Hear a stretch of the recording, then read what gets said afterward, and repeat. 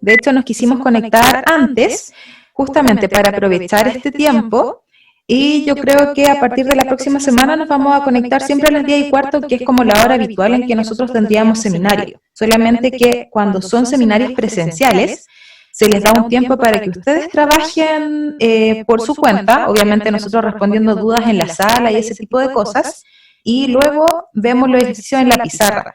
Pero claro, en esta modalidad virtual, como que trabajen solos tal vez es un poco más complicado porque no estamos ahí como para ayudarlos si es que tienen dudas entre medio, entonces se quedan un poco más pegados y ese tipo de cosas. Así que creemos que es como mejor opción juntarnos a las 10:15. Ahora no sé qué opinan al respecto, si les parece bien, si me pueden comentar a través del chat o hablando, si les parece bien que comencemos a partir de ahora a las 10:15 y hacemos todo el seminario en conjunto. Ya.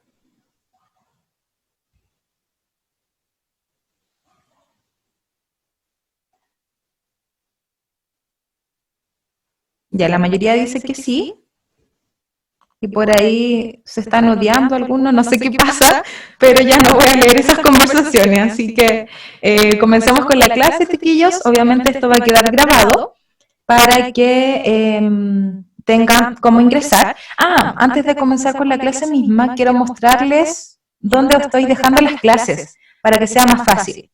Ahí se ve la pantalla. En clases virtuales, chiquillos, en nuestro curso, algunos tal vez ya se dieron cuenta, pero nosotros podemos ver, pucha, ahora creo que no lo puedo ver porque estamos en una clase virtual, pero les voy a mostrar con otro curso. Ya cuando ustedes pinchan sobre clase virtual, les debería aparecer así, un listado, en donde ustedes en el botón rojo que aparece ahí dice ver grabación. Entonces pueden ver la grabación de ahí mismo sin tener que entrar a Google Drive y todo el asunto. Ya entonces es más fácil para que ingresen. Van a clase virtual y les va a aparecer el listado de las clases que se han realizado. Como ahora estamos en una clase virtual, no me aparece el listado porque solamente sale como el unir o terminar la reunión. Ya, pero ahí lo van a poder ver directamente. Y así se simplifican un poco la vida. Eso, así que les voy a ir dejando ahí las clases virtuales para que el ingreso sea más sencillo. Y ahora sí, volvemos a la clase. De nada. Ya.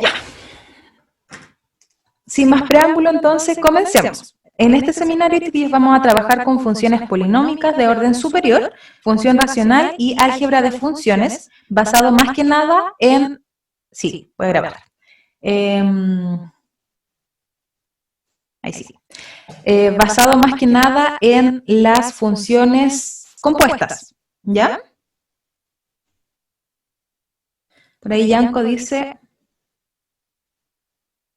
ya. No es con respecto a la clase. Ya, chiquillos, céntrense, por favor, preguntas solo de la clase de ahora en adelante en el chat. Y comenzamos. Los indicadores de desempeño, entonces, serían utilizar diferentes mecanismos de factorización para determinar elementos característicos de una función polinómica de orden superior en situaciones contextualizadas. También aplicar conceptos básicos de álgebra de funciones en situaciones con y sin contexto, y resuelve problemas que modelan a partir de una función racional. ¿Ya? Entonces vamos a ver cómo modelar a través de funciones racionales, porque a fin de cuentas uno de los objetivos principales de este curso es efectivamente poder modelar distintos tipos de situaciones reales a través de los modelos que nosotros conocemos matemáticamente. ¿Ya? Entonces, problema 1. Tenemos una función dado por I de t igual a 4t al cubo más 4t cuadrado menos 11t menos 6. Y dice que modela los ingresos, que está en millones de pesos, de una industria farmacéutica, 2 meses antes y 2 meses después de la renuncia del directorio. Ya ahí tenemos que la renuncia del directorio, aquí esto es importante, que lo tengan en consideración. Fíjense que el tiempo 0 indica la renuncia, o sea, sí tenemos un tiempo negativo, pero ¿qué va a representar ese tiempo negativo? va a representar los meses antes de la renuncia y los meses positivos los meses después de la renuncia. Ya eso deben tenerlo presente en el contexto. También nos dicen si se sabe que la empresa comenzó un periodo de recuperación económica cuando, fíjense, la función es mayor que cero. Ahí estamos hablando de que tiene una recuperación económica, o sea, está teniendo un ingreso positivo, no está teniendo pérdidas. Y eso pasa justo 2 meses antes de la renuncia del directorio. Ya después nos dicen, con estos antecedentes determine algebraicamente si existen instantes en los cuales no se hayan producido ingresos económicos a la industria y justifique matemáticamente su respuesta. Ideas. ¿Cómo podrían abordar este ejercicio? ¿Qué es lo primero que ustedes harían?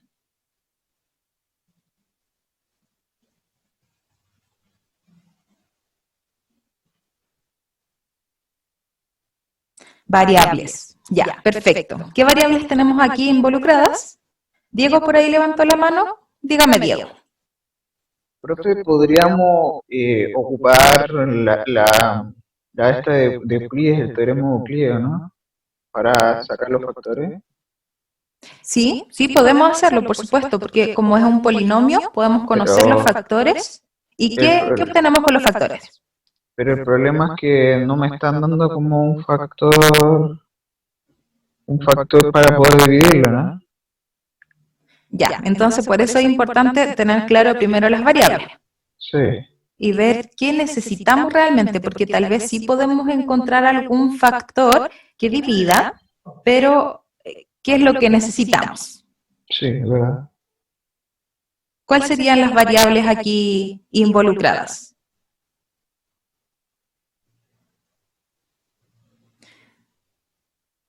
Ya, el tiempo por ahí dice Joaquín. Claro, y los ingresos.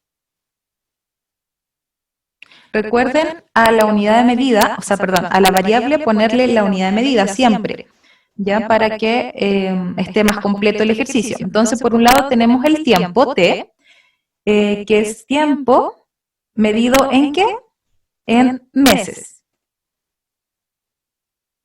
Y por otro lado tenemos los ingresos, que es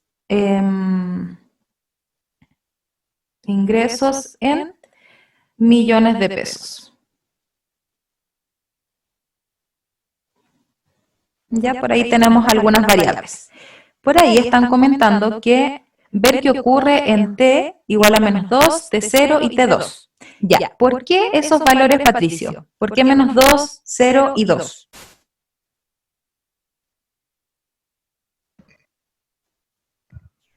Se supone que nos están hablando de lo que pasa en 2 meses antes, 2 meses después y en el mes cero, que sería justo en el momento en que renuncia el director. Entonces, sabiendo eso, podríamos ver si es que recibieron ingresos o no, dependiendo de cómo sea la curva, si es creciente o decreciente. Perfecto, perfecto, porque si uno evalúa esos T, en el fondo podemos saber también si es solución del polinomio. Eso indicaría si intersecta o no al eje T, en este caso a nuestro tiempo, en esos puntos. Ya y ahí podemos ver qué pasa con nuestra curva, tal como dice Patricio. Nicolás dice el dominio o no. En este caso, como es un polinomio, el dominio, si lo pensamos general, serían solamente, bueno, todos los números reales. Pero si lo contextualizamos, claro, a nosotros nos interesa ver qué pasa 2 meses antes y 2 meses después. Entonces, nuestro dominio, en el caso contextualizado de I, sería justamente el intervalo del menos 2 al 2. Eso es lo que nos interesa saber. De ahí podemos proyectar incluso. Ya proyectar qué pasa después de la renuncia, si ellos siguen ganando o no, y ese tipo de cosas. Ya, pero sí, podemos pensar que ese es nuestro dominio contextualizado y proyectar qué pasa a futuro. Ya. Entonces, aquí nosotros propusimos como solución, primero, inferir desde el enunciado que justamente 2 meses antes de la renuncia, la empresa comenzó un periodo de recuperación. ¿Ya? Y esto permite inferir que en tiempo menos 2 es una raíz. Ya Patricio lo comentó, así que perfecto. ¿Cómo vemos nosotros si es una raíz? Recuerden que cuando cumple que es una raíz, nosotros podemos evaluar ese número en el polinomio y nos debería dar 0. Ya porque estamos viendo cuándo, en el fondo, la variable independiente me da de imagen 0. Eso es lo que estamos viendo con la división del polinomio. O sea, perdón, con el t igual a menos 2. La evaluación en el polinomio. En este sentido, el teorema del factor dice que nosotros vamos a tener un factor t más 2. Ya recuerden que creo que en la clase ocupamos la notación x menos c. Y este sería nuestro factor. En este caso, nuestro c sería el menos 2. Entonces, al tener menos 2, nos queda el factor t más 2. Ahora, veamos cómo divide eso al polinomio. Efectivamente, es factor sí, porque nos da imagen 0. Entonces divide el polinomio y nos va a quedar un resto 0. No hay nada aquí con r de x. Esto es 0. Entonces nos quedan solamente 2 factores. Ahora, cosa importante. Para dividir el polinomio, chiquillos, ustedes pueden decidir qué método ocupar. Yo en lo personal suelo ocupar mucho más la división sintética que el teorema de Euclides. Por cosas de costumbre más que nada. Pero si a ustedes les sale más fácil ocupar el teorema de Euclides, ningún problema. De hecho, la división sintética es un poco más restringida, ya que si tenemos acá un 2, por ejemplo, acompañando al t, ya como que cambia un poquito la cosa y tenemos que analizar bien cuál es la raíz. ¿Sí? Pero en este caso, la división del polinomio cúbico por t más 2, que si era factor, nos quedó un 4t cuadrado menos 4t más menos 3. ¿Cómo lo hacen? Ustedes deciden. No sé si quieren que igual haga la división.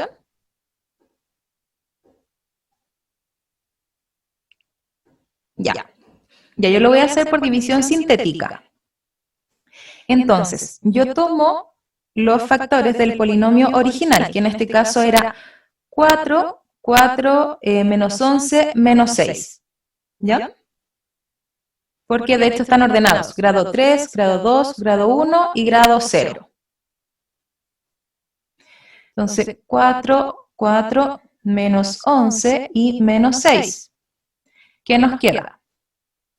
Vamos a tomar por acá nuestra raíz. Sabemos que la raíz es menos 2. Entonces pongo por aquí el menos 2. Y el primer elemento baja. El 4 lo conservo. Y me pregunto, menos 2 por 4, ¿cuánto nos da? Nos da menos 8. Y ahora sumo hacia abajo, quedando menos 4. Nuevamente, menos 2 por menos 4, ¿cuánto nos da? 8 positivo. Sumo hacia abajo y nos quedaría menos 3. Ahora, menos 2 por menos 3 nos daría 6 positivo, sumo hacia abajo y nos queda 0. Entonces, estos coeficientes que nos quedaron, ahora van a acompañar no a un t al cubo, sino a un t al cuadrado, porque el grado del polinomio bajó en 1. Ya por eso nos queda un 4t cuadrado menos 4t menos 3. Y ese sería nuestro nuevo factor que está acá. ¿Ya? Multiplicado por nuestro t más 2. Ya la división sintética en este tipo de ejercicios es bastante más sencilla, creo yo, un poquito más corta. Entonces, veamos. Luego tenemos la factorización, ¿cierto? Y este polinomio se puede volver a factorizar. ¿Para qué hacemos eso? Para encontrar todos los factores de nuestro modelo. Si volvemos a factorizar, en este caso, chiquillos, ¿cómo encontramos si es o no raíz alguno de los elementos? Porque podríamos volver a ocupar, en el fondo, división sintética, o, como es un cuadrático, irnos a la factorización que todos conocemos, que es buscar dos números que multiplicados nos den menos 3 y sumados nos den menos 4. El único problema, entre comillas, es que está acompañado de un 4. Entonces, primero vamos a tener que factorizar por ese 4, quedando 4 factor de t cuadrado menos t menos 3 cuartos. Ya esa sería la factorización que podemos realizar. Y buscamos dos números que multiplicados nos den menos 3 cuartos y sumados nos den menos 1. Por ahí había una pregunta. Ya, completación de cuadrados. También es una opción, la completación de cuadrados. Incluso puede ser una opción encontrarlo con la fórmula general de la cuadrática. Ya pueden, por otro lado, hacer la fórmula general y después escribir los factores. Es una opción, no hay problema. Ahora, eso sería mucho más largo, yo no se los recomiendo. Bien. De esa forma, tenemos dos números, que sería el menos 3 medios y el 1 medio. Multiplicados nos dan menos 3 cuartos y sumados nos da menos 1. ¿Ya? Y dejamos el 4 como factor en común. Ahora, de alguna forma, no podemos dejar los factores así como con el factor numérico como tal porque no nos estaría indicando la intersección directamente. Entonces el 4 lo podemos como separar en un 2 por 2. Y uno de los dos multiplicar al primer factor y el otro de los dos multiplicar al segundo factor. Y de esa forma estamos obteniendo ese 2t menos 3 y el 2t más 1. Ya al multiplicar por 2 el t nos queda 2t. Y a multiplicar por 2 el menos 3 medios, se van los 2, ¿cierto? Y nos queda solamente un menos 3. Lo mismo pasa con el segundo factor.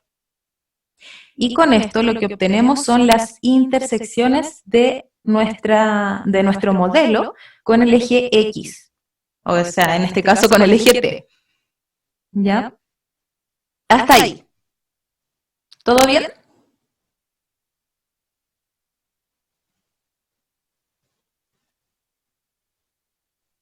Ya. Ya, perfecto. Luego de tener los factores, ¿cierto? ¿Qué podemos hacer y qué debemos hacer? Es analizar estos factores, pero en nuestro contexto. Ya entonces, algebraicamente tenemos que, si esto es igual a 0, porque es un factor, ¿cierto? Nos da que el tiempo es 1,5. Entonces, en un mes y medio posterior, ¿sí? ¿Ya? ¿Sí?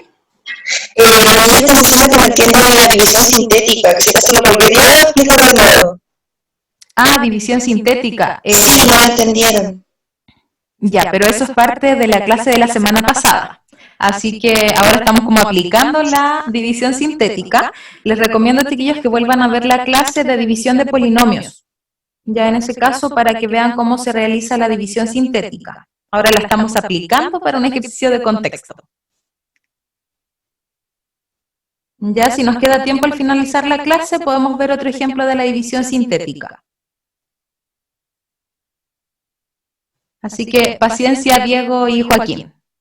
Ya esperemos que nos queden unos minutitos, ya que empezamos un poco antes también. Gracias, Tarín, por avisarme. Bien, entonces tenemos que el tiempo, 1,5, ¿qué sería? Sería un mes y medio posterior a la renuncia del directorio. Recuerden que el tiempo igual 0 era la renuncia. Entonces aquí el tiempo 1,5 es un mes y medio posterior a la renuncia. Luego, el segundo factor nos indica el tiempo menos 0,5. O sea, estamos hablando de medio mes, aproximadamente 15 días, ¿cierto?, antes de la renuncia del directorio. Y el t igual a menos 2 sería 2 meses antes de la renuncia del directorio. Así podemos interpretarlo.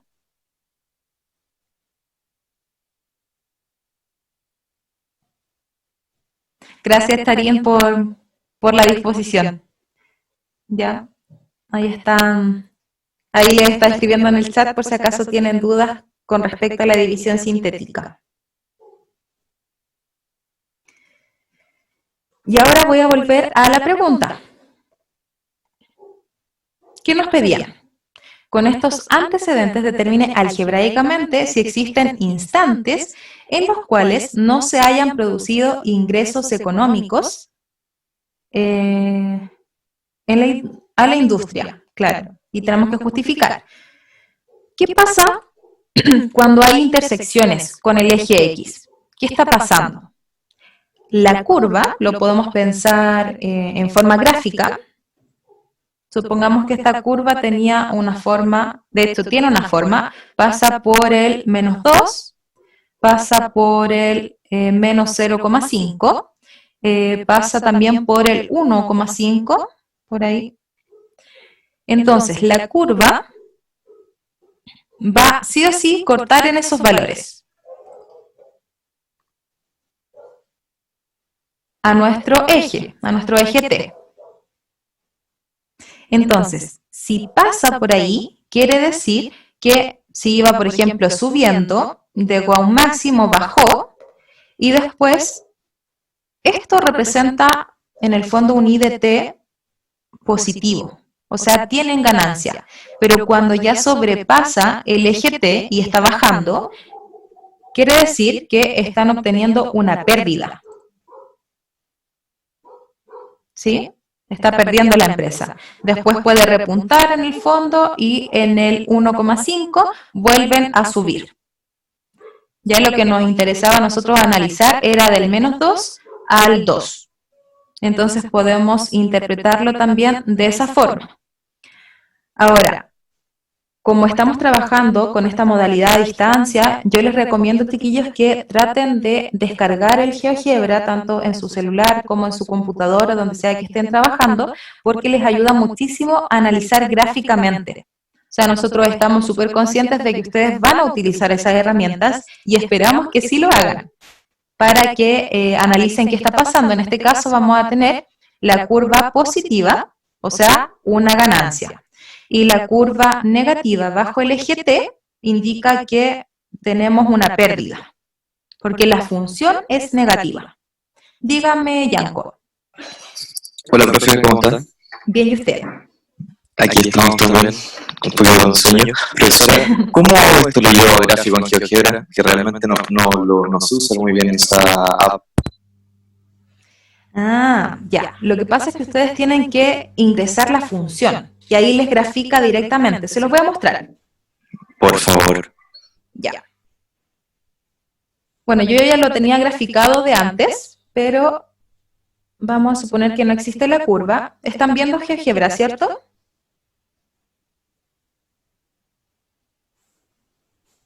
Ya, perfecto. Entonces, lo que uno hace es ingresar la función, tal cual.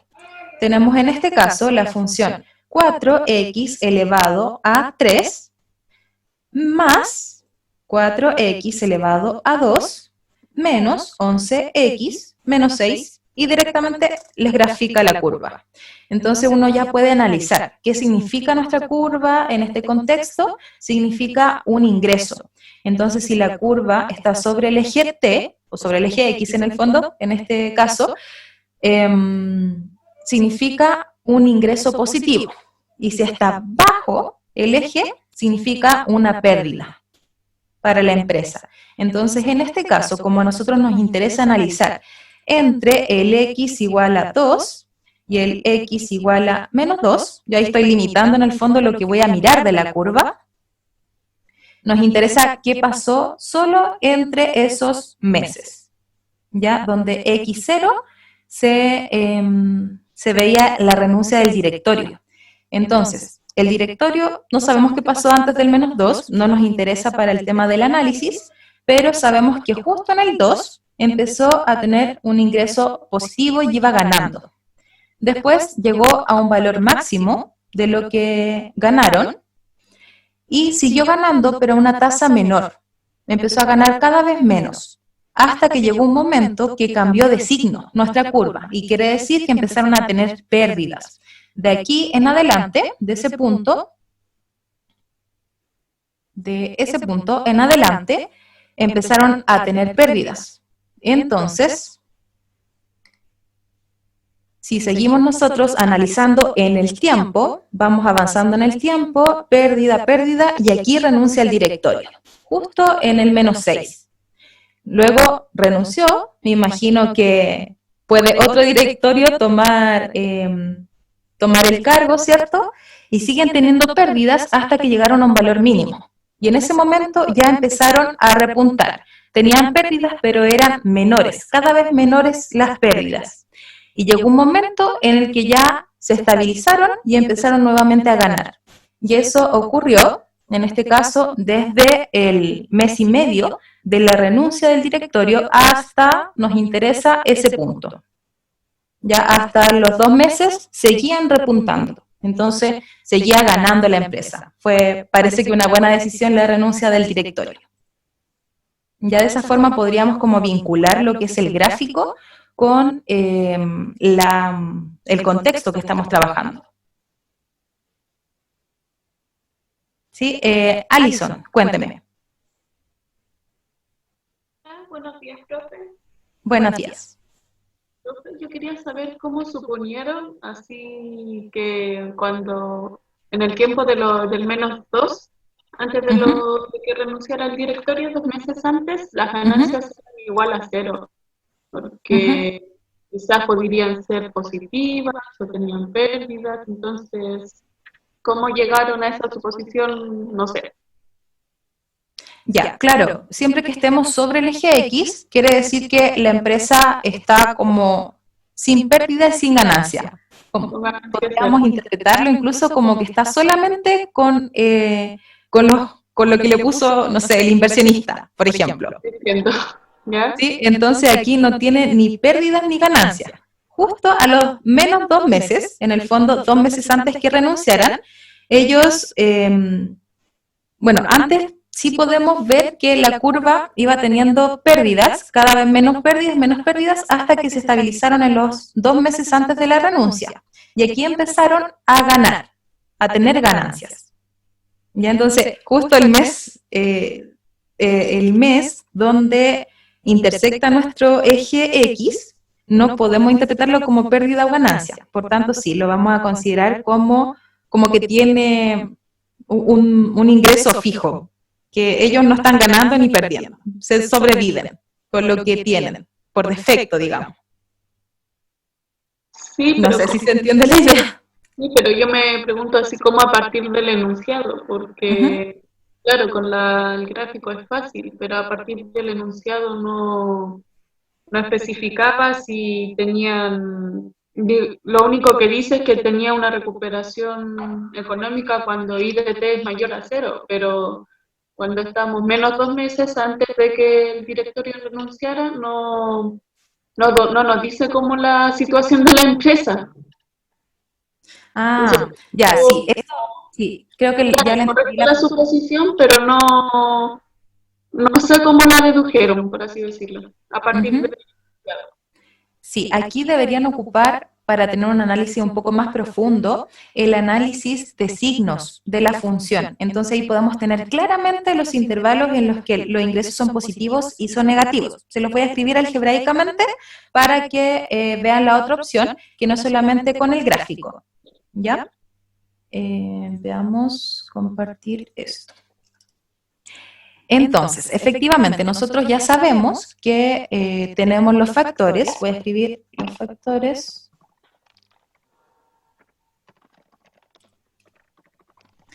Que eran 2t menos 3, 2t más 1 y t más 2. Esos son nuestros factores.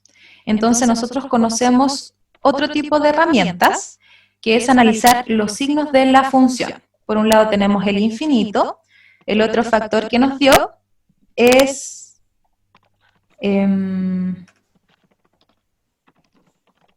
para tenerlos por -2, -0,5, 1,5.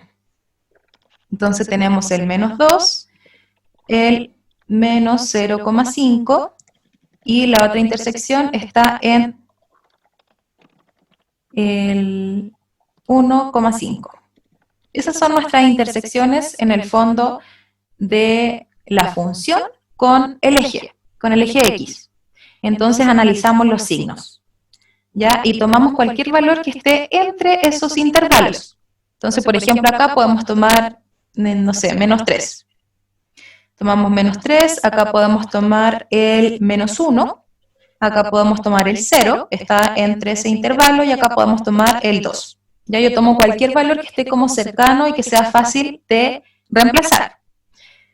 Y veo, si reemplazo -3 en el primer factor, ¿cuánto nos da? -3 por 2 nos da -6, nos da negativo. No nos interesa el número, sino que nos interesa el signo. Esto lo trabajamos en, no me acuerdo el número de la clase, pero de hace como 2 semanas atrás. Así que igual les recomiendo ver el video de el análisis de signos para que les quede un poquito más claro, pero básicamente sería esto. Después el -3 lo evaluamos, también nos da negativo, y el -3 en el tercer factor nos da negativo. Por lo tanto, esos factores, como se están multiplicando, nos queda menos por menos más, y más por menos negativo. Entonces estamos trabajando con un intervalo negativo, en donde el I de t en este intervalo es negativo, es menor que 0, o sea, tiene pérdidas. Luego lo mismo con el siguiente intervalo. Reemplazamos el -1, nos da negativo, reemplazamos -1, nos da -2, negativo también, y reemplazamos -1, nos da positivo. Así que la multiplicación nos daría positivo, por tanto el I de t en ese intervalo es mayor que 0, tenemos ganancia. ¿Ya? Y estos, los puntos críticos en el fondo son donde justo da 0, así que está como estable nuestra empresa. En el 0 nos va a quedar negativo, positivo, positivo, por tanto la multiplicación nos da negativa, y en el 2 nos va a dar positivo, positivo, positivo, por tanto la multiplicación nos va a dar positiva. Así que ahí tenemos los intervalos donde el I de t es positivo y los intervalos donde I de t es negativo. Por tanto, ¿quién sería? Intervalo positivo va a ser desde el -2 hasta el menos 0,5. Recuerden los intervalos abiertos, porque en esos puntos nos da justo 0. Unido al intervalo desde el 1,5 al 2. Cuidado con esto, porque tenemos un dominio contextualizado. Nos interesa solo al 2. Entonces tendría que ser desde el -2 hasta el menos 0,5, unido al intervalo de 1,5 hasta el 2. No nos interesa qué pasa más allá, ambos abiertos. Y lo mismo con el intervalo negativo. ¿Iba por ahí la pregunta o no? Creo que ahí queda un poco más claro. ¿Alison? Queda más claro. Ya, perfecto. Igual les recomiendo que vuelva a ver la clase de el análisis de signos, de las funciones. No recuerdo qué clase es, pero está en el blog para que lo analicen. Y ahí podemos ver cuándo la función es positiva y cuándo es negativa. O sea, cuándo pasó nuestro eje X y cuándo no. Ok, profe, gracias. Ya, de nada. Bien. Ya, continuemos entonces con el siguiente ejercicio, o si no nos va a atrapar el tiempo nuevamente. Y nos quedaría. Tenemos ejercicio 2. Fernanda, ¿por qué el cuarteto es abierto? Porque estamos viendo intervalos positivos y negativos. Y en esos puntos, como límites del intervalo, no es positivo ni negativo, es 0. Entonces no los podemos considerar dentro del intervalo. Ya, entonces nos dicen, los resultados derivados de un análisis experimental en el laboratorio de química ambiental ha permitido estimar que el nivel promedio de monóxido de carbono, el CO, en el aire está dado por el modelo y nos dan M de T. Entonces, nos dan M de T igual a, M de M igual a 1 más 0,6 M, donde M está medido en miles. Y M de M en partes por millón. Ya eso se escribe un ppm. Si la población en miles, en el momento T, está dado por el modelo P de T, en base al anterior, exprese el nivel de CO2, perdón, de CO en el aire como una función del tiempo. O sea, tenemos por un lado la función que nos arroja el MM, que son las partes por millón, ¿cierto? Y por otro lado tenemos una función que nos dice qué pasa con el tiempo cuando la población ya está en miles. O sea, esto ya está en miles, ya se está considerando así.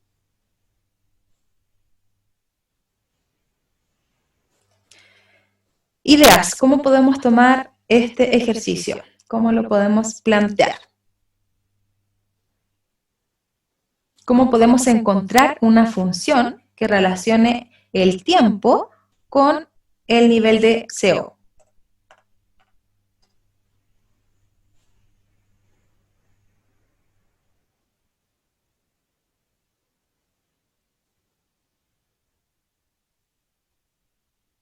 Función de una función, perfecto, Patricio. Es una función compuesta.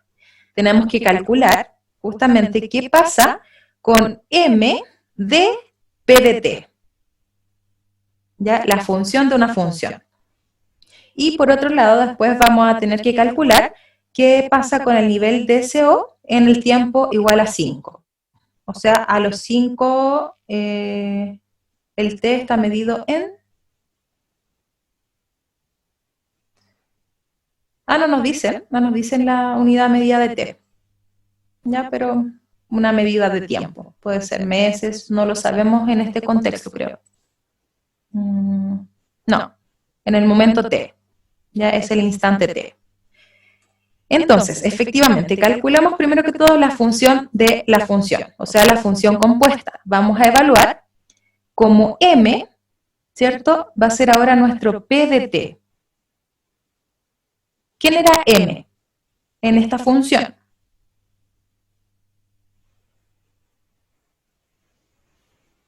M está medido en miles. O sea, esta función ya nos arroja los miles, pero a partir del tiempo. Entonces, por eso vamos a igualar en el fondo M a P de T, porque nos relaciona, espérame ya un poquito, nos relaciona los miles, en el fondo, con el tiempo. Ya, cuénteme. Profe, ¿por qué utilizamos M de PT y no al revés? De que primero concretemos el P y ahí tengamos el M. Por lo que nos piden, porque nos dice exprese el nivel de CO2, perdón, de CO. Queremos calcular el M. Esa es nuestra función que queremos finalmente. Correcto, y si no se pierde el tiempo, a la 2 vamos a tener que a lo mejor... Ya, profe. Sí, claro, si nos hubiesen preguntado por la población, entonces nos queda la función P, porque esa es la función que nos arroja poblaciones. En cambio, la función M es que nos arroja el nivel de CO. Ya, profe. Gracias. Alison, cuéntame, de nada. La función M siempre va a depender como de otra función o de otra variable, porque es como el promedio del dióxido de carbono en miles, pero en miles ¿qué? Entonces ahí necesitaríamos siempre otra variable, ¿no? Es que claro, estas son... la población. Claro, sí, en este caso sí, porque queremos como función del tiempo. Ahora, el M, o sea, nos podrían dar, digamos, ciertos intervalos en donde vive M, y poder calcular el modelo de M solamente, pero no va a estar en función del tiempo, sino que va a estar en función de M, del M chico. Sí, pero por sí sola queda la función M. Nos da el monóxido de carbono en partes por millón. Ya, profe. Sí, eso es lo que nos arroja la función M de M. ¿Había otra pregunta por ahí?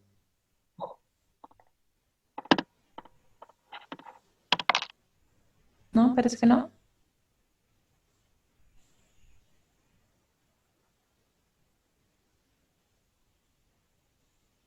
Ya, en este caso, P no es función de M, ni M es función de P. M mayúscula, es función de M minúscula. Y P es función de T, que es el tiempo. Entonces, como nosotros queremos, en el fondo lo que estamos buscando es, de alguna forma, relacionar la función M mayúscula, que es el nivel de CO, con el tiempo. Eso es lo que necesitamos nosotros encontrar finalmente. Entonces, como el tiempo lo tenemos solamente vinculado a través de una población, vamos a tener que vincular en el fondo la función M mayúscula con ese P de T. ¿Ya? Pero, claro, esta es la función que relaciona el nivel de CO con el tiempo, el M de T.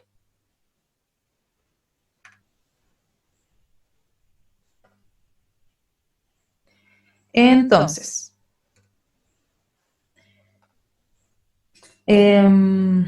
aquí lo que vamos a obtener justamente es lo que les escribí, un M de T. Entonces nosotros reemplazamos el M, que nos arroja el P de T, en el fondo, nuestros miles, en este caso como población, y donde está el M, nosotros reemplazamos P de T. Ese es nuestro nuevo M. ¿Ya? Ahí hacemos, bueno, los cálculos, el 0,6 multiplica cada uno de los términos y nos va a quedar este modelo. Y ese sería nuestro M de T, que va a representar la función de nivel de CO con respecto al tiempo. Eso es lo que andábamos buscando. ¿Ya?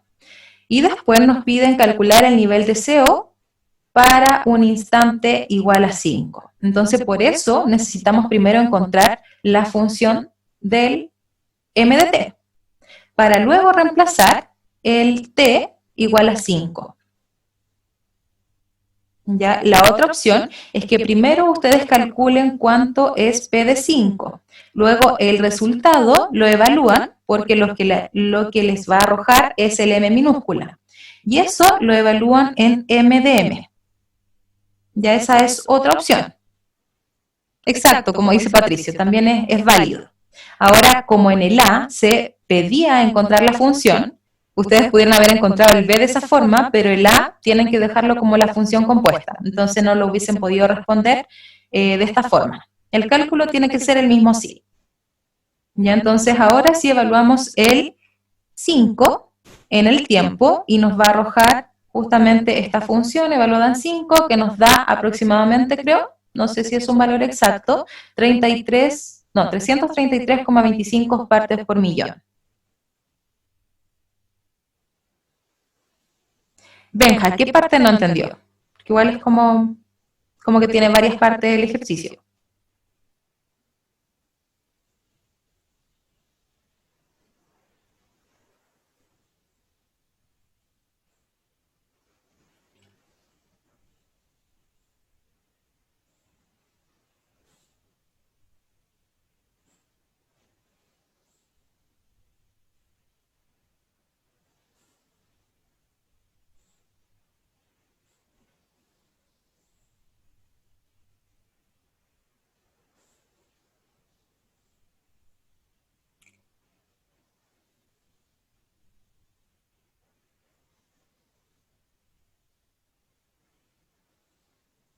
Ah, ya, el por qué evalué 5.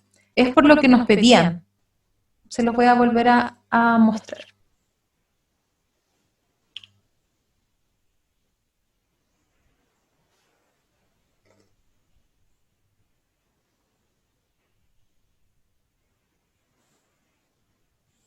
Ya. Retrocedamos entonces. Tenemos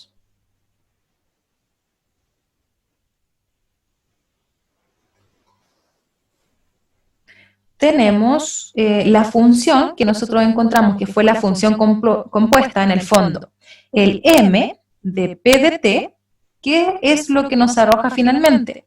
Es una función que relaciona el nivel de CO con el tiempo. Eso es lo que está haciendo.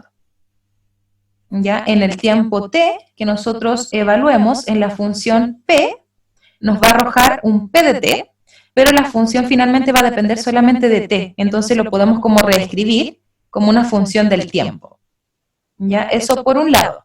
Entonces, eso fue la A. Ahora, cuando ustedes les dicen relacione o calcule para el tiempo igual a 5, entonces podemos calcular cuál es la población al tiempo igual 5. Lo que nos arroja es un M minúscula en el fondo. ¿Por qué nos arroja eso? Porque esto es lo que está medido en miles, ¿ya? Que es nuestra población en el fondo en miles. Entonces, el M, de alguna forma, lo podemos igualar al P de T, donde M es la población en miles, pero está dado por una función que dependía del tiempo. Entonces, podemos evaluar primero el 5 en la función P para obtener esa población en miles y luego obtener el nivel de CO2, de CO para esa población, evaluando el resultado en el MDM. ¿Sí?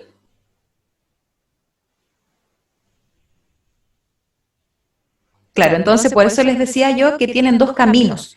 El primero es calcular P de 5 y luego ese resultado lo evalúan en M. Por eso es M de P de 5. La otra opción es que ustedes calculen primero el M de T, que fue la función compuesta. Ustedes van a tener ese valor y les va a quedar en el fondo una función que depende solo del tiempo, ¿ya?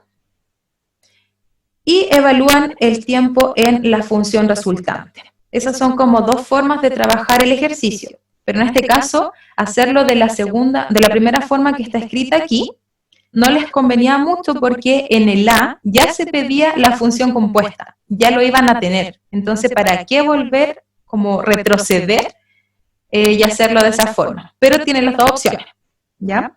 Si fuese pregunta de desarrollo, ustedes pueden responder la B sin haber calculado la A, en el fondo. Bien. ¿Dudas, chiquillos, con ese ejercicio?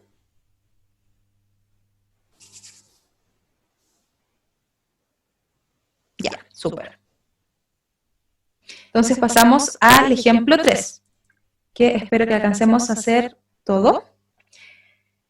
En este caso, para que vean como una aplicación en el fondo de lo que van a ocupar al futuro, en el futuro, nos dice, en cálculo diferencial permite analizar de manera más profunda el comportamiento gráfico de un modelo matemático y la relación entre sus variables. Nos dice, en este contexto, a futuro, usted deberá saber aplicar la composición de funciones y analizar diversos modelos aplicados. Es verdad, porque después en cálculo diferencial integral, ustedes tienen que derivar e integrar. Entonces necesitan como tener desarrollado esta visión de cuáles son las funciones que tengo compuestas y cómo nosotros las podríamos descomponer, ¿ya? Entonces, por tal razón, se solicita que realice las siguientes actividades. Esto es totalmente algebraico, no está en contexto, pero sí lo van a utilizar muchísimo más adelante. Nos dicen que para derivar una función, no vamos a derivar ahora, pero para poder derivar, nosotros necesitamos identificar qué pasa con esa función y expresarla como una composición de dos funciones. Y efectivamente necesitamos tener una visión como un poco más global de cuántas funciones compuestas tengo en esa función resultante. Esa es la idea. No, derivadas integrales lo ven en el segundo semestre, en cálculo diferencial e integral. Aquí vemos composición de funciones y descomposición, que si lo aprenden bien, les va a salir más fácil después derivar porque no van a tener que practicar con la composición y descomposición, sino que la dificultad es saber derivar. ¿Ya? Así que tranquilos con esa parte, todavía no les tocan las derivadas e integrales. Entonces, vamos a tener esa función. Primero que todo, ¿cuántas funciones compuestas ven ahí ustedes? Den un número por ahí, por el chat.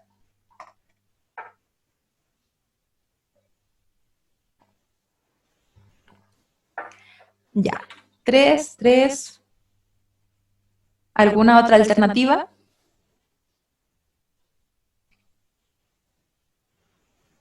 Ya, Patricio dice que son 2. Ya, los que dicen que son 3, ¿cuáles serían las funciones que ustedes ven que tenemos compuestas? ¿Cómo las podríamos escribir por separado? Por ejemplo, si esto es un f igual a algo, un g igual a algo y un h igual a algo. ¿Quiénes serían esas 3 funciones? Ya, por un lado, raíz cúbica, ¿ya? ¿Cuál más?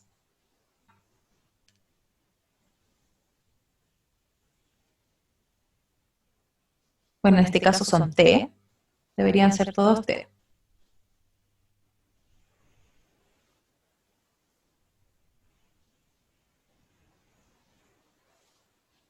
X más 1, dicen por ahí, a raíz cúbica de x más 1, ya, esto sería raíz cúbica de x más 1,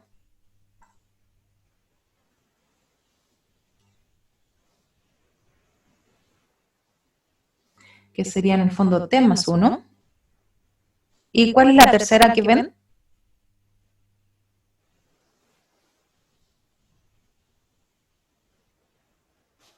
Un tercio de raíz de t más 1. Ya. Un tercio.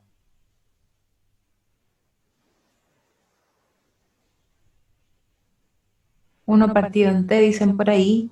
Y Benja es un tercio de raíz de t más 1, ¿eso es lo que me estaba comentando? Un tercio de raíz cúbica, o a lo mejor es la raíz cúbica, de t más 1. Eso. Tal vez es eso. Ya.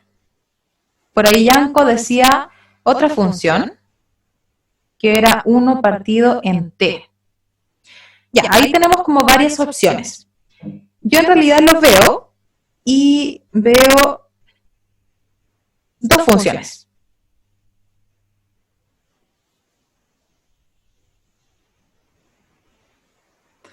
Entonces, la primera función yo la definiría como efectivamente algo al cubo. Está ningún problema. El tema va a estar con estas otras, como 3 funciones, va a ser un poco difícil relacionarlo. Tenemos otra función, que ¿qué es lo que está haciendo? Toma su variable, que en este caso nuestra variable va a ser eso, independiente de lo que esté dentro, toma la variable y la divide en la misma variable y después le suma 1. Eso es lo que hace la otra función, según lo que yo veo. ¿Ya? Entonces, una función calcula la raíz cúbica de su variable y la otra función toma su variable, la divide en la misma variable y le suma 1. ¿Ya? Entonces, justamente vamos a definir 2 funciones. Una como la raíz cúbica, que ahí la mayoría estuvo bien, que la puede visualizar, y la otra como tomo la variable, la divido en sí misma y le sumo 1. ¿Ya? Ahora, como nosotros necesitamos que esta descomposición nos dé efectivamente esta función resultante, fíjense, este no es el mismo f, es un f mayúscula, por si acaso, no es la misma función. Necesitamos que al evaluar una función, dentro de la otra función, el resultado nos arroje un f de t, mayúscula.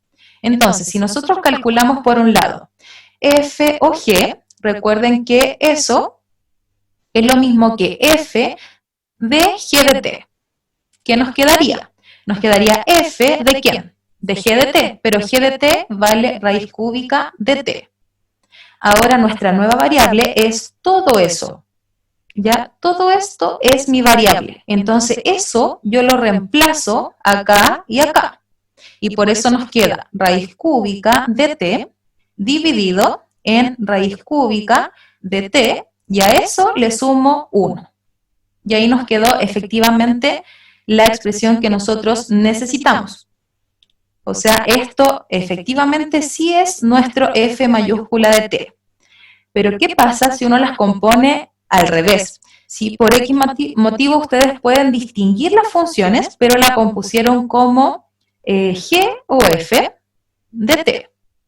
Ustedes lo que van a hacer va a ser G de F de T y evaluamos la función F de T dentro de la función G.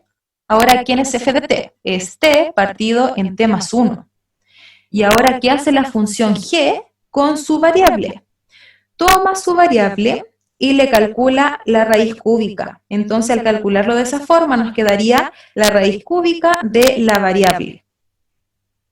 Entonces, si se dan cuenta, no es lo mismo el cómo nosotros compongamos las funciones. Estos son distintos. ¿Ya? Ahora, esto, chiquillos, es práctica. No hay otra forma como de aprender a distinguir cuántas funciones tenemos compuestas. Es como, no sé, como practicar y ver funciones y decir, ya, cuántas tengo compuestas y empezar a descomponer como visualmente incluso. Ni siquiera es que tengan que hacerlo algebraicamente, empezar a distinguir cuántas funciones y cuáles serían. ¿Ya? Sí, si hay ejercicios de funciones compuestas o hay ejercicios donde les piden componer las funciones. Ahora lo que ustedes pueden hacer es tomar cualquier función y tratar de descomponerla, porque la mayoría de las funciones se pueden como descomponer en otras funciones. ¿Ya? Así que sí, sí hay por ahí algunos ejercicios de este tipo. Y bueno, lo mismo va a ser con la segunda función. Tenemos un f de s. Y acá, ¿cuántas funciones ven compuestas? ¿Y cuáles serían?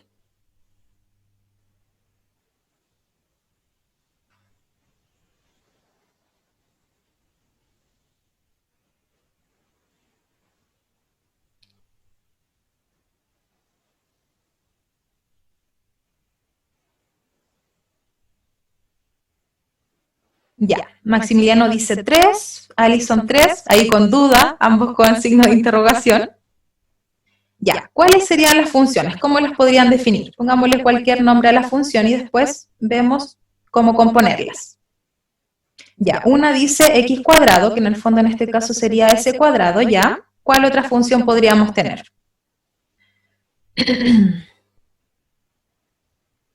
Ya, 2 tercios, dicen por ahí. Multiplicado por S y restado 1. ¿Ya? Perfecto, ok.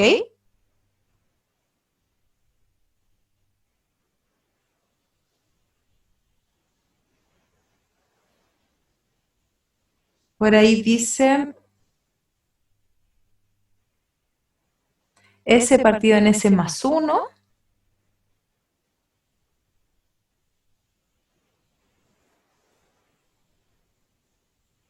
Ya, por ahí están escribiendo varios, le voy a poner G de S, S partido en S más 1, ¿ya?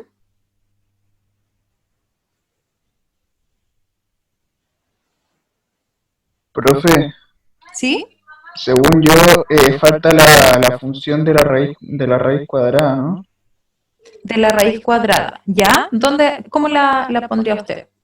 Raíz cuadrada de S partido en S más 1, ¿no? Ya, vamos a ver. Raíz cuadrada de S partido en S más 1. Ahí tenemos nuevamente varias opciones. Ya. Gracias por la acotación. Veamos qué pasa con todo esto. O sea, si nosotros necesitamos que, fíjense, afuera estamos elevando al cuadrado. Creo que la mayoría pudo notar que esa es la función que debe estar como exterior. Entonces, la función que va a calcular las funciones compuestas adentro de ella, en el fondo. ¿Ya? Entonces, el S cuadrado sí lo podemos visualizar. Ese estaría correcto. Si nosotros como que ingresamos dentro del cuadrado, ¿qué es lo otro que podemos notar? ¿Quién seguiría? Tenemos una función que lo que hace es multiplicar algo, no sabemos quién es el algo, por 2 tercios y a eso le resta 1. Entonces podemos pensarlo así. Pero ese algo también tendríamos que llamarle raíz de S más de S partido en S más 1, porque esta sería como otra función en el fondo. ¿Ya? O lo otro es que le hayan puesto directamente la raíz acá y lo dejan como 2/3 raíz de S menos 1. También es una opción. Y lo que está adentro de la raíz sería nuestra otra función. Esto sería la otra función. O sea, esto también yo la veo como correcta en el fondo. Ya vamos a descomponer. En este caso tenemos propuesta la siguiente descomposición. Por un lado, la raíz completa de S partido en S más 1. Por otro lado, algo que le calcule el 2/3 de algo, ¿cierto? Menos 1. Y por otro lado, el S al cuadrado. ¿Ya? Entonces, si nosotros componemos estas funciones, ¿quién debiese ir afuera? Ya vimos que era el cuadrado. Esa es la función exterior. Entonces va a tener que ser f de alguien.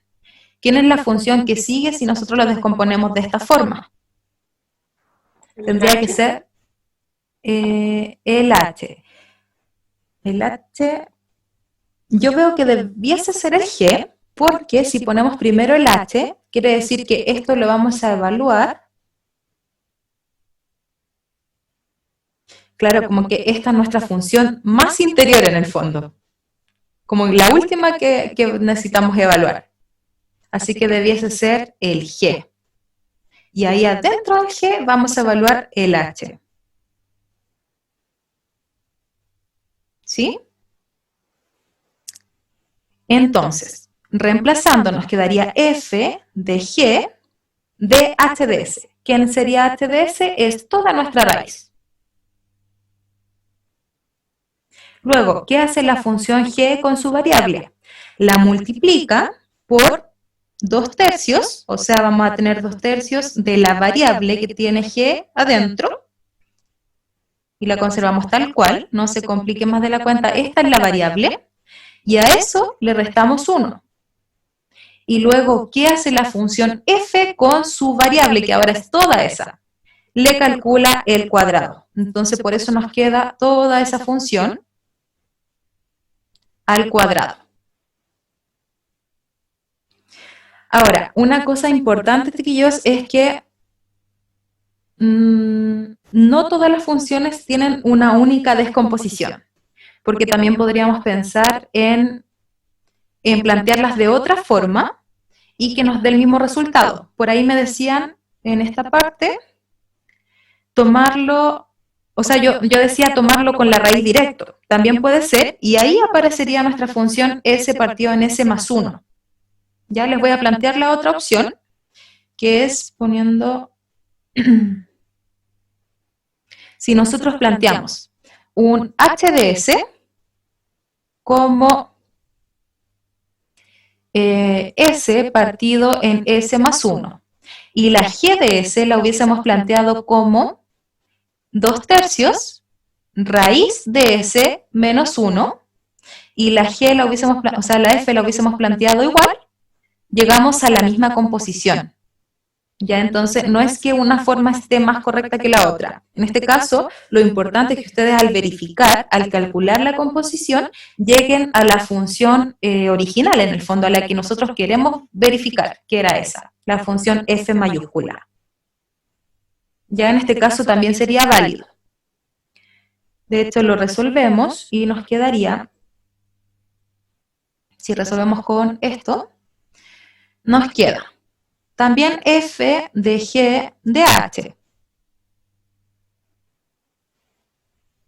Evaluamos el g, el h dentro del g. Ahora, el h sería solamente s partido en s más 1, nada más. Luego, el g, ¿quién sería? El g lo que hace es multiplicar por 2/3 la función, pero no solita, sino que le calcula la raíz a lo que tiene adentro, s partido en s más 1. Y a eso le resta 1. Y ahora quedó exactamente igual que eso de allá, y elevamos al cuadrado. ¿Ya? Entonces no hay una única forma de plantear esta descomposición, para que no se asusten. Si lo plantearon de otra forma y al resolverlo les da el mismo resultado, entonces no hay ningún problema. ¿Se entiende la idea, chiquillos?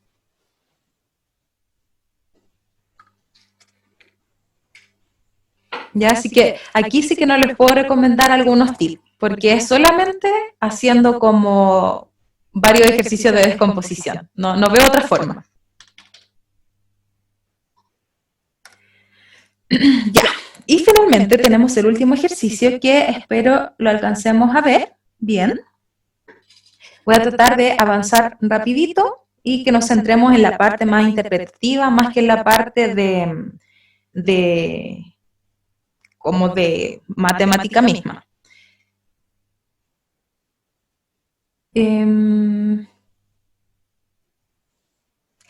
Ya sabes, sí, el UTES de mañana va a estar centrado en funciones racionales y división de, o sea, claro, en fracciones parciales y función racional, que fue la clase de hoy día. Sí. La clase teórica. Entonces, primero que todo, para pasar, chiquillos, de una forma, en el fondo general, a una forma canónica, yo en lo personal, más que ocupar esos ceros convenientes, yo les recomiendo ocupar división de polinomios. ¿Ya? Ahora, vamos al contexto. Nos dice, en el marco de una investigación para el desarrollo de una nueva técnica de conservación de células, se debe criopreservar una muestra de un tejido vegetal a menos 83 grados Celsius, sabiendo que la temperatura de la muestra del tejido es de 36 grados Celsius y la evolución de esta en minutos se modela a partir de la siguiente función. Entonces nos dicen, considerando además que t igual 0 corresponde al instante en que la muestra se coloca. Ya, ahí yo creo que era una de las dos. Se somete a criopreservación, responde a los siguientes requerimientos. Y nos piden primero, exprese el modelo en su forma canónica y trace la curva correspondiente. No utilice tabla de valores. Tenemos dos formas. Una es factorizando, ¿cierto? Ocupando algún cero conveniente. Para eso transformarlo en el fondo a un t, porque hay un t en el denominador y no un menos 90t. Yo no les recomiendo tanto ese método, aunque si alguien ya lo conoce y lo trabaja bien, ningún problema, pero los que están recién aprendiendo a pasar a la forma canónica, yo les recomiendo ocupar la división del polinomio. ¿Por qué? Cuando nosotros tenemos el 36, voy a escribir primero el 90 para ordenar esto, menos 90t más 36. Eso es lo que tenemos en el numerador. Y nosotros lo queremos dividir en t más 1. Entonces, ¿cómo podemos realizar esta división de polinomios? Primero buscamos qué número multiplicado por t me da menos 90t. Y ese número va a ser menos 90. Ahora, el menos 90 multiplica el t y multiplica al 1. ¿Qué nos queda? T por menos 90, menos 90t. Y menos 90 por 1, menos 90. ¿Qué hacemos ahora? Restamos hacia abajo. Al restar, me va a cambiar en el fondo el negativo, me va a cambiar el signo, me queda un más 90 y un más 90 acá. Aquí se cancelan nuestros 90t y nos quedaría un 126.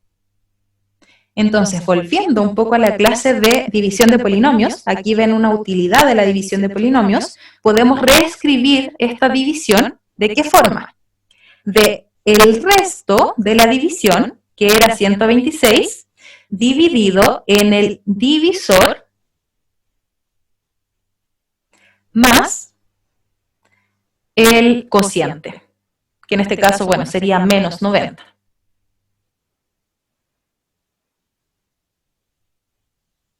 Menos 90. Y esto es nuestro modelo. Este es nuestro m sub, o sea, t sub m de t. Ahí está, forma canónica, sin mayores problemas. Una pequeña división de polinomios y lo encuentran directamente. Ya, Catalina, no debería ser menos 54, porque acá cambia el signo, estamos restando toda esa expresión en el fondo, con lo que estaba acá arriba. Entonces al restar, como era un menos 90, cambió a positivo, y como era un menos 90 acá, también cambió a positivo, con esa resta.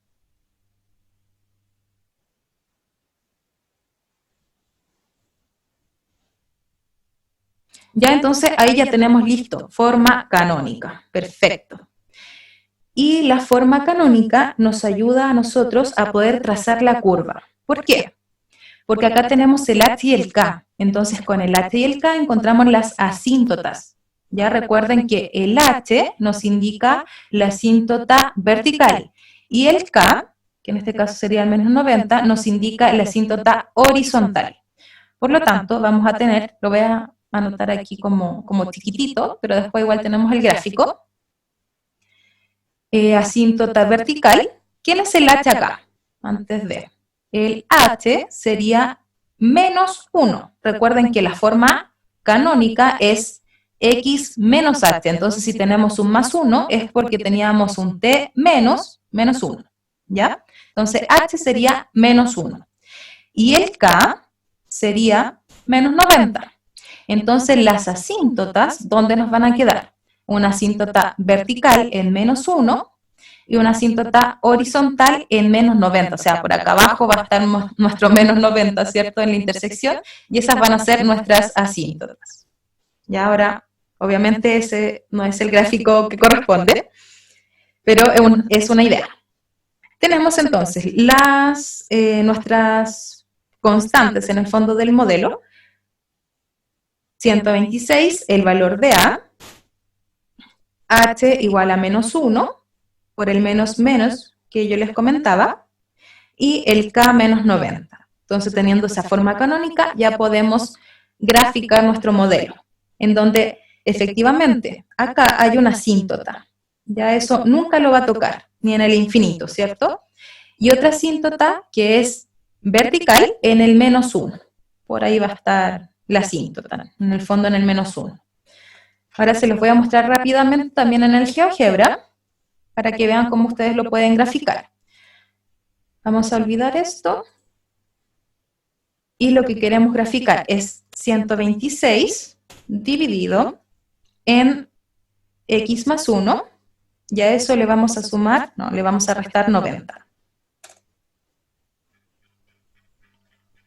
Ya como es una escala un poco más grande, hay que hacer un poco de zoom, ya que son números más grandes.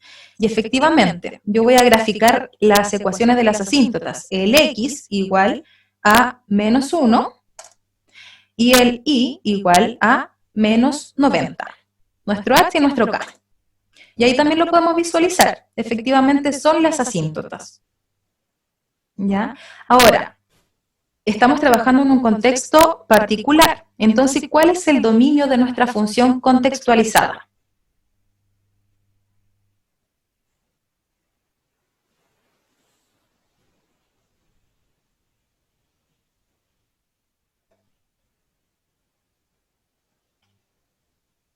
¿Cuál ven ustedes como el dominio de la función contextualizada?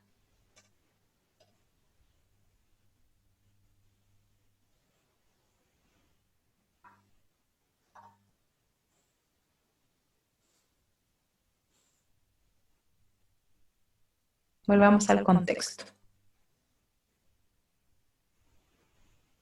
Ideas. ¿Cuál es el dominio que nos interesa?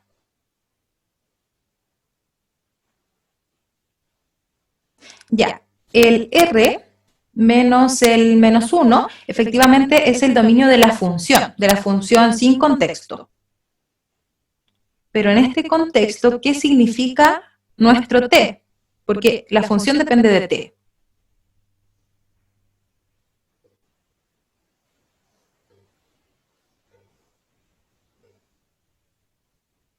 Nos dice que además T igual 0 corresponde al instante en que la muestra se somete a una criopreservación. Responde a los siguientes requerimientos. Exacto, nos interesa del 0 al infinito. No nos interesa qué pase con el tiempo negativo, porque estamos analizando qué pasó desde la criopreservación. Entonces, desde el tiempo igual 0 en adelante. Ese sería nuestro contexto, o sea, nuestro dominio contextualizado. Por eso es que aquí en el gráfico nosotros planteamos solamente esta parte de la curva, porque lo que ocurra antes del t igual 0 no nos interesa. ¿Sí? Y por eso que en el GeoGebra, bueno, el GeoGebra obviamente va a aparecer la parte completa, pero si ustedes le escribieran graficar, deberíamos tomar solamente desde ahí en adelante, desde el 0 en adelante. ¿Se entiende, chiquillos, la idea?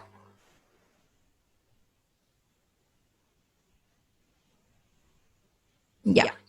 Entonces, esa es la dificultad cuando uno trabaja con contextos, que una cosa es el dominio algebraico, que efectivamente son los reales menos el menos 1, porque ahí se indetermina, ¿cierto? Y tenemos una asíntota, pero otra cosa es cómo trabajar con el modelo en un contexto determinado. ¿Ya? Lo mismo que el recorrido. Nosotros podemos ver el recorrido de la función y son todos los reales excepto el menos 90, ¿cierto? En todos tiene una imagen excepto en la asíntota. Pero en este contexto, nuestro recorrido va a ser en el fondo, podríamos decir, casi como desde el infinito hasta el menos 90 sin considerarlo.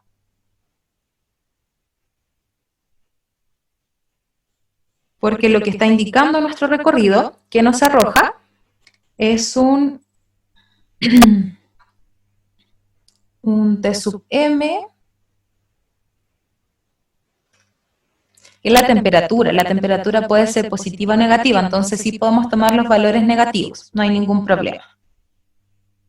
Ya la temperatura en función del tiempo.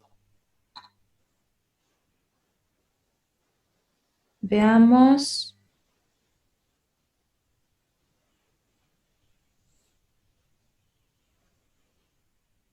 Se ve la pantalla, creo que se pegó un poquito.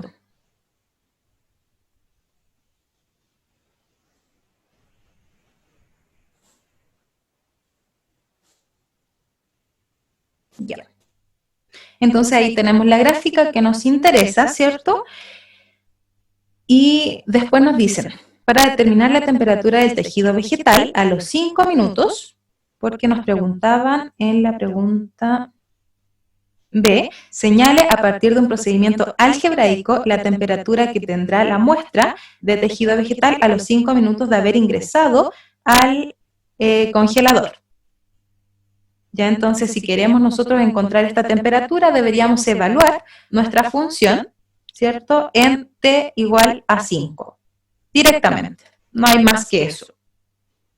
Y una cosa importante es que, bueno, ustedes si encontraron la forma canónica, pueden ocupar tanto la general como la canónica. Si lo quieren reemplazar en t sub m, igual 5, o sea, de 5, igual a 126 partido en el t más 1 menos 90, también lo pueden hacer. Y les quedaría, bueno, eso con 5 en vez de t. Pero es exactamente lo mismo. ¿Ya? Como ya tienen el otro modelo, pueden decidir cuál utilizar. Y les tiene que dar el mismo resultado. Por lo tanto, evaluamos los 5 minutos y nos da la temperatura a los 5 minutos. Ahora recuerden, chiquillos, que cuando trabajamos con contextos se espera que ustedes respondan, que escriban la respuesta en el contexto. Entonces aquí tendríamos que decir que a los 5 minutos de haber ingresado a la cámara de criopreservación, la temperatura será de menos 69 grados Celsius. ¿Ya? Y eso redactarlo. Eso es parte de la respuesta que nosotros esperamos que ustedes den. ¿Ya? Y por último, nos pedían cuánto ha de transcurrir para que el tejido vegetal alcance la temperatura de criopreservación. Fíjense que en este caso conocemos el tiempo. Entonces nosotros podemos reemplazar el tiempo en donde en la función t sub m y simplemente reemplazamos. Ahora, ¿qué es lo que tenemos y qué nos piden? Conocemos la temperatura y necesitamos encontrar el tiempo, porque nos dice cuánto tiempo, o sea, cuánto ha de transcurrir, o sea, cuánto tiempo para que el tejido vegetal alcance la temperatura de criopreservación. Ahora, ¿cuál es la temperatura de criopreservación?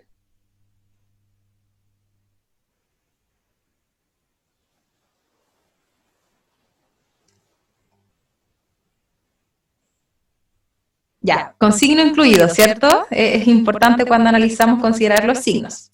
Entonces, efectivamente lo que vamos a hacer es encontrar esto, ¿ya?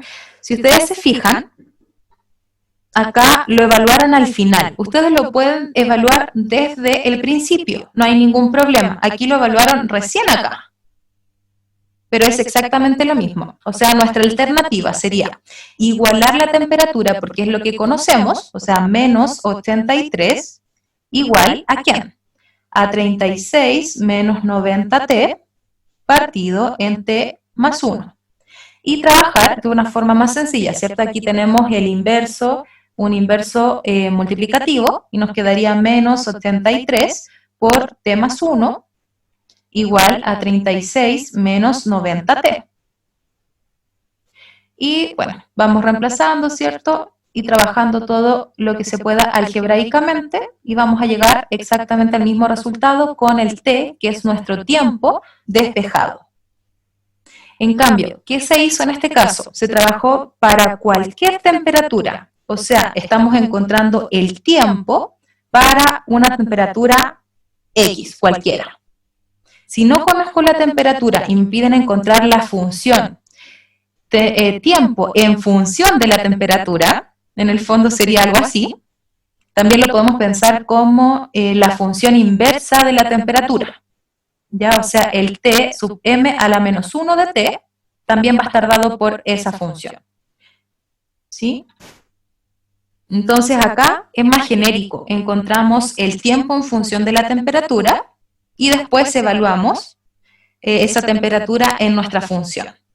¿Ya? En cambio, con este desarrollo, uno primero iguala la temperatura que tiene y luego calcula para esa temperatura en particular.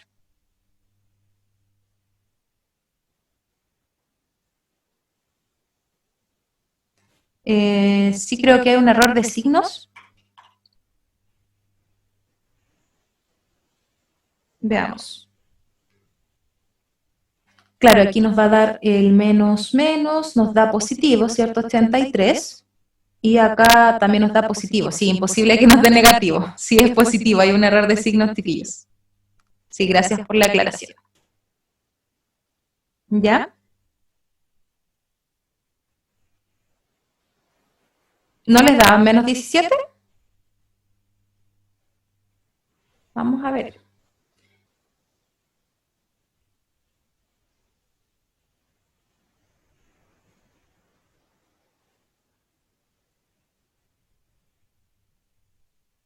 Sí, sí, da 17. 17, pero positivo. Eso es cierto.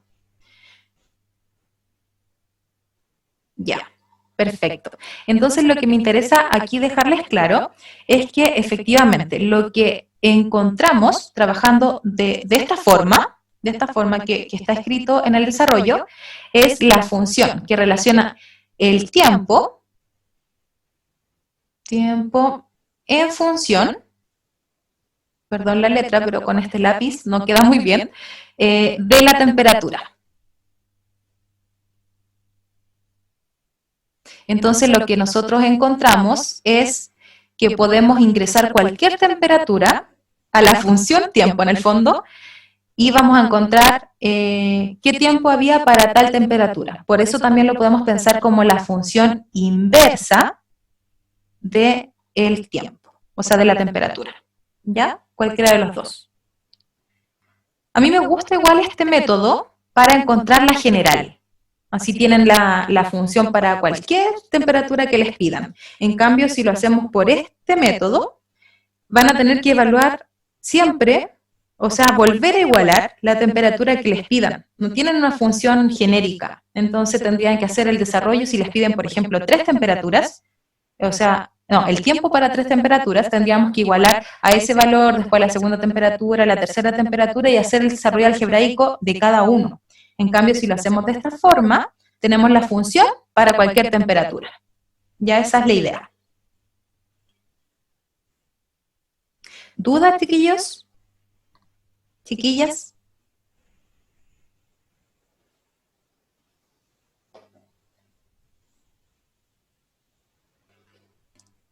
¿Ya? Y por último, efectivamente aquí les dejamos algunas páginas que están vinculadas con los ejercicios que se trabajaron aquí en el seminario, ya para que tengan más claro como en qué lugar del libro enfocarse y todo eso. Vamos a tratar de, en todos los seminarios, dejar esas páginas bien claras.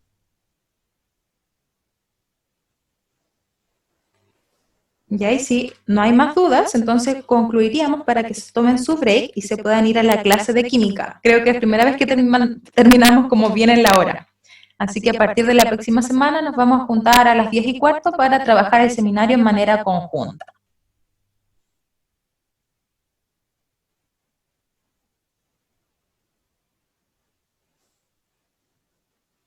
¿Dudas, chiquillos?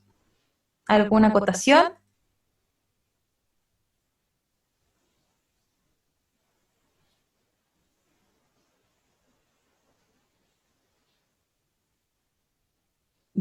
Ya, súper. Benjamín, eso le tendría que preguntar a los ayudantes. Ya ellos tienen la respuesta con respecto a las guías que han subido.